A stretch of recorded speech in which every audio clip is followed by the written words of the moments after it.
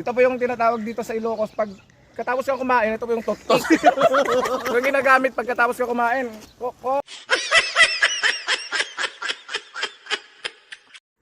Yes mga kateteng, ating kilalanin ang pinakamalupit na tour guide na nakilala ko. Dito po tayo ngayon sa Milagrosa. Ito po yung tinatawag na Milagrosa at sinasabing Milagrosa. Yan po yung Milagrosa at dati na pong Milagrosa. Gusto ko mag-floating, gawin ko floating. History na tibog. Ang istorya po, dagat. Dagat yan. Dati po karayan. Dating dagat, ngayon naging dagat. Kaya dagat pa rin hanggang ngayon. Ito po yung tinatawag na...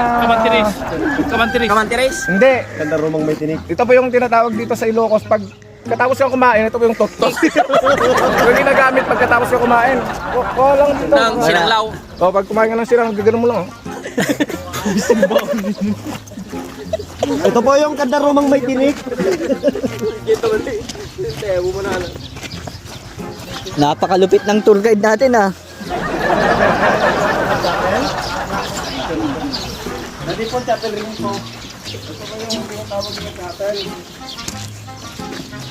Ito po yung tinatawag na chapel. Ito po yung pinakamalit na chapel. Kung nakikita niyo po yung number 2 kay Uncle Alfred. Yung number 6 kay Manong Juan. Yung number 12 kay Manong Dani.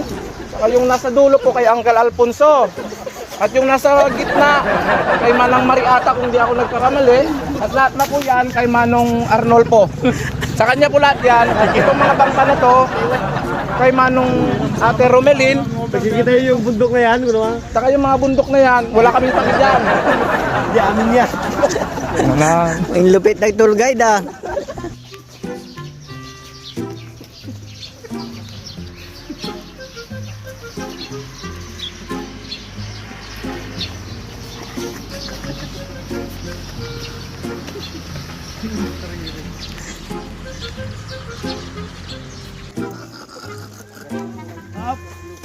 Wala kaming binabiolate.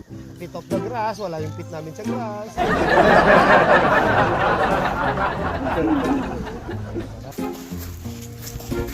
Siguro tiktok tayo, na doon tayo tiktok. Alright. Floating cottage.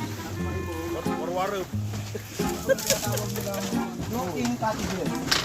Ito ay nirenta ng 500 pesos for a 4 hours definition.